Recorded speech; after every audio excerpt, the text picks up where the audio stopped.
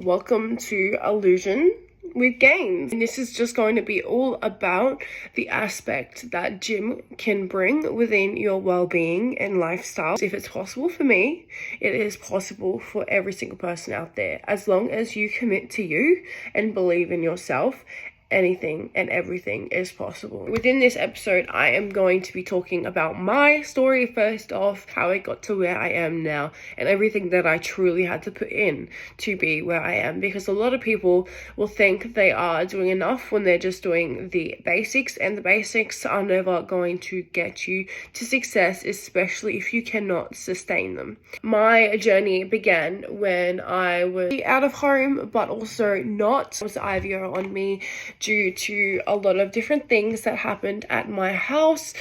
From there, I ended up going back home, and it was very, very fast for me to get charged. So from there, I think I had 2 days back at home, and both those days I was arrested, and I decided on the second night, I think it was, otherwise it would have been the third day. I'm not 100% sure, so do not quote me on that. It was some time ago now. I called a place up about a refuge, and I said to them, like, look, I do not want to be in the area that I'm in. I grew up in the southeast. I did not want to be in a refuge in the pure southeast. I didn't want anything in Narre Warren. I didn't want anything in Cranbourne. I didn't want anything in Dandenong. It was not my area. I just did not want to be there. From there, I did end up getting a call. I'm having a feeling that it was the third day, because I ended up going that night to a refuge in Ringwood. And it was a beautiful place, nothing that I ever expected for a refuge. It was very community-based, very all about connection.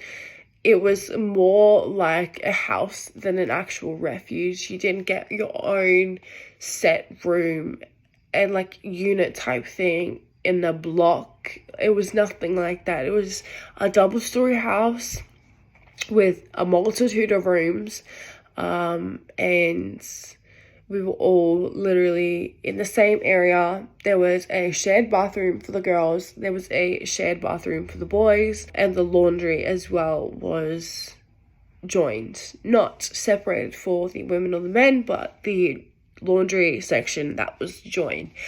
There was huge gardens, there was chickens, there was a cat, there was a dog. We had a pool table, we had a massage chair. No TVs in the room. We had a heater in the room, and some of the rooms had like a desk. I ended up being very lucky to have a desk because I love writing. So I was like, yay! I actually ended up with the biggest room of the women, so that was super exciting. We all used to just play puzzle pieces, and we all played pool constantly. I would like hang from the ceiling at times, just do some weirdo shit, but we were all super like intertwined. It was so beautiful. We would also have like set nights that we had to cook, and then we all had to do our own cleaning and dishes. It was really, really good. And for me, I really liked that because I grew up in a lot of dysfunction, and where I grew up, like, people didn't do their own cleaning, people didn't do this, they didn't do that, and I can't hold it to them. I understand, like, once that habit is built, it's just like any other, it's really hard to break. But it was a huge downfall where I did grow up, because I just did not like being the one to pick up the pieces for what somebody else would not do. I ended up just genuinely enjoying it so much that there was rules for not just me, but everybody. Yeah, I loved it. I loved it so much. And when I was in that refuge, I ended up going to a Anytime Fitness, and they had like a 1-day sale, so I was not going to be paying like certain fees to join up, which I didn't have the money for those certain fees. I had just left my job that I was used to because I moved out of that property, and I moved to a whole different area. I didn't have my license. I had to either look for a new job or just not work. And at that point, I was also still waiting for Centrelink to get back to me, because I'd obviously only just applied because I was living with my parents, so I couldn't do that. From there, super exciting, I ended up jumping into, as I said, back when I started the gym, I was overtraining and I was underfueling because I didn't have the money to buy myself extra food while I was at the refuge, just what they were providing us, which was great, but it wasn't enough to fuel my training. And so overtraining in itself was going to be a little bit of a setback for me. I did make some gains, to be fair, and yeah, so I made my newbie gains, I did this, I did that, and I was quite strong very fast, quite frankly. I was addicted to it because the mindset that it brought me at that point was just already so beautiful. And it wasn't long until we had to leave the refuge. I forgot exactly what it was, the reasoning for it, but we all had to leave the refuge. I got onto that and I had found a little share house that was like listed on Gumtree, and I lived there for a while, but it had some mold issues, and so I ended up leaving that because it was affecting my breathing and a few different other things. I moved back in with my parents willy-nilly, like it was good until it wasn't, and I was in and out again. It wasn't a fun time, but it was also just an experience that had to be had so that I could move forward. And that's something that I really hold closely, because everything you experience is a lesson learned. It's never a mistake, it's a lesson learned, all right? Whether that be for a negative behalf or a positive behalf, that is all about the way that you perceive it. And if I hadn't have done all the mindset things that I did within my time before I moved back home, I would have definitely struggled with coping with that to the extent that I did, as well as perceiving it the way that I was able to. When I was living out of home, but after the refuge in that little shared accommodation, I was able to get my hands on mindset coaching. That was honestly a super sticky experience, and it was amazing. It was so amazing. I don't know if I'm allowed to name them, so I'm not going to. It was really such an experience, and it genuinely changed my life. I ended up staying with that for, I think it was about 12 weeks, but genuinely, like, the tasks and the check-ins that we had to do every week, it was super uplifting and super fast uplifting. Like, there was such results, and as long as you implement those results once you finish the program, you're able to just see life in a whole other outlook. You're able to keep growing, you're able to keep that perception in check, and you're just able to eliminate the victim complex and the all or nothing mindset, and just push for what you genuinely need without guilt in your lifestyle.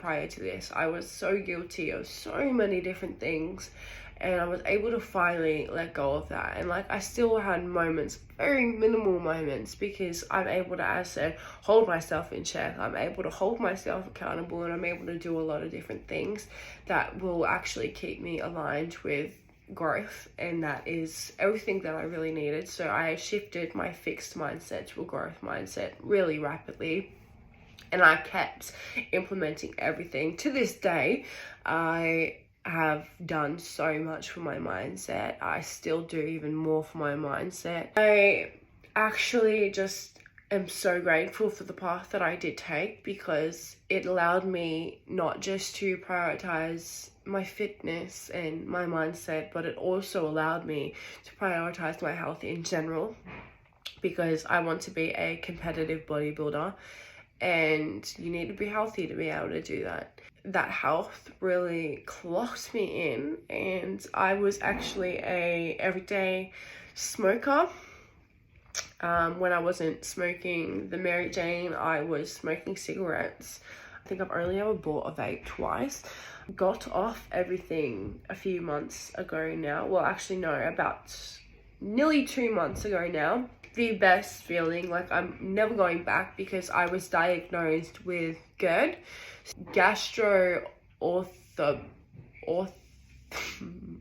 author something. Reflux disorder. And I was diagnosed with that when I was about 14. I am now 22, so about 8 years ago. When I was diagnosed with that, there was no actually research around what cannabis could link in certain individuals, especially everyday usage, prolonged usage, and especially starting young. Those impacts can come in very fast. I ended up with what I believe was a cannabis-based reflux disorder, and I believe it's called like something called CHS. I was right, CHS. So it's like cannabis hyperemesis syndrome, and that is just like long periods of vomiting, repeated periods of vomiting, and like sometimes it can be 1 week, sometimes it can be a month in between, but every single time it's going to be a prolonged period of vomiting, and I dealt with that very, very extensively. And once I found out about that disorder, I was like, you know what? We'll see if this is what it is. Because I didn't have just the symptoms of GERD, so I was always a bit curious, and that's why I started searching up the links between cannabis and reflux disorders and what else these things can link to.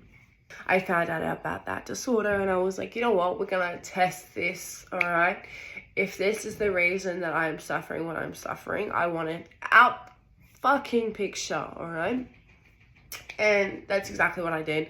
I cut it out and I just decided to go cold turkey. I was like, you know what, if this is it, then this is it. Like, if I don't experience all the negative side effects right now, I'm done.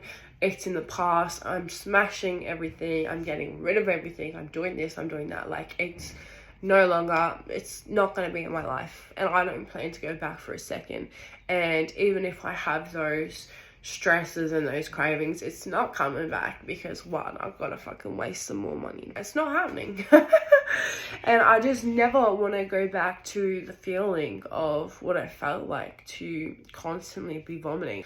I had to have a shower after breakfast, after lunch, after dinner, sometimes within my snacks. Like, it was every day that I dealt with the symptoms, and I just never want to go through that again, because ever since being clean, I haven't had to do that once. I've been able to go out with my family and eat what I want and enjoy it. I've been able to eat what I want at home and enjoy it. Like, I have been able to successfully just consume what I want and do it for me, and actually do it in a manner that I enjoy, because I would force myself to eat, being that I'm a bodybuilder, I have goals to meet, I have this and that.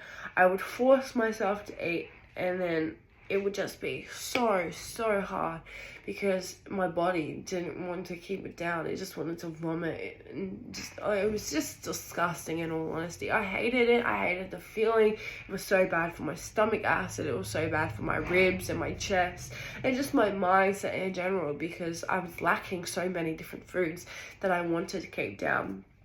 And a little fun fact, that there's like Gaviscon, and Mylanta, and all of these different things that are actually anti-acid blockers. They actually minimize your chances of absorbing the nutrients that you are consuming. So, for example, if I was vomiting, there would still be periods of time where I wouldn't vomit, and it would be like my fruits and my like excessively healthy food that I would be able to keep down, but I was not absorbing those nutrients properly. And this is why it's so important as well to be getting blood tests done, because if you don't get those done, you don't know how your body is absorbing. And I would have never known that if I didn't get that checked, right? So the fact that I was consuming like this Gaviscon and all of these different things to try and keep my symptoms from extensively expressing themselves, I wasn't able to actually absorb any of the foods that I was eating. Like, yeah, my protein did what it was meant to, and I still got my gains, so forth. But like, it was just the worst fucking feeling to know that my goals and things that I was doing to hit my goals, they weren't working. And I finally like came to terms with the reason as to why they were not working. So it was shit, but it was everything I needed to, as I said, once again, hold myself accountable. I wanted to be better than that. I wanted my goals to be hit. I didn't want to prolong myself any more than I already had. I just wanted to see a genuine change. And so that's exactly what I did.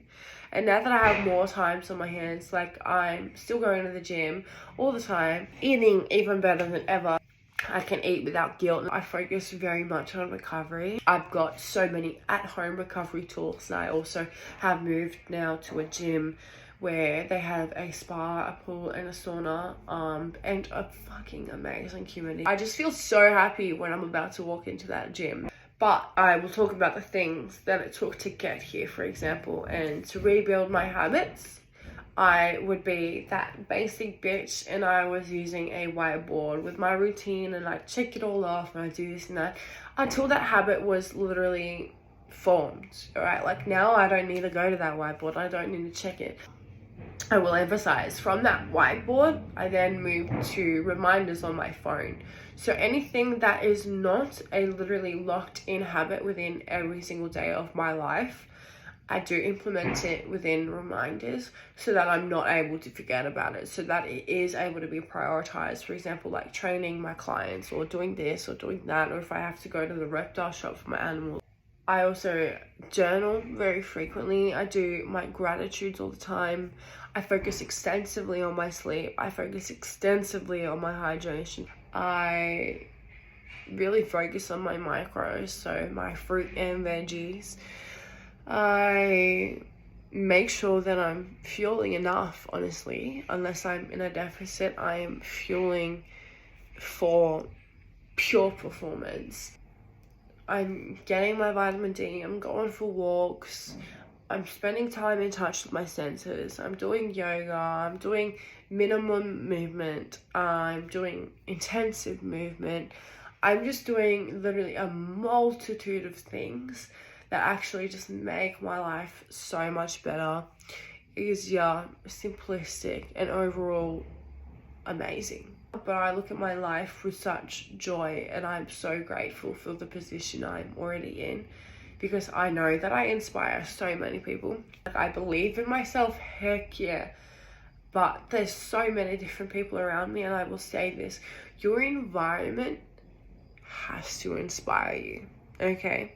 There's so many people around me, so many people to text and communicate with, they inspire me. But looking at the life that I can live and believing in the life that I can live is everything that helps me keep myself accountable. And it's never in a sense of comparison. And that's a huge thing that I want to touch on as well, because comparison, and I'm sure we've all heard it before, comparison is the thief of joy. You can look at something and say, fuck, I want that. But it's not about comparing what you have now to that. It's about questioning what you have now, what needs to be eliminated, what needs to be increased, and what you can do to actually get there. If that is what you want, that's what you have to implement. So you're able to perceive it in a light of growth, not just saying, fuck, I could never have that. That's the fixed mindset in action. I would have never known these things had I just not simply stepped into that gym that day. The reason why I say perception is such a vital tool that you cannot underrate it. If you do these things properly, you're going to actually be able to uplift everything within your life. But that is my story and why I wanted to tell my story. And so there's going to be so many more things coming out within this podcast. And I really hope that you guys are able to resonate with it as much as I am able to, because as I said, it's a fucking beautiful experience. It's a beautiful thing. You can change your life within as long as you truly want it and you have certain knowledge and certain tools that you can implement to assist the process. You're going to get there. Because sometimes it's not just about how bad you want it. You can want it really freaking bad. If you don't have the knowledge or the tools to get there, you're still probably going to fail. It doesn't matter how bad you want it. There's so much that goes into it. And I really want to talk about that, Because if the mindset's not in check, if the environment's not in check, if you're not aligned, you're going to struggle. You're really going to struggle.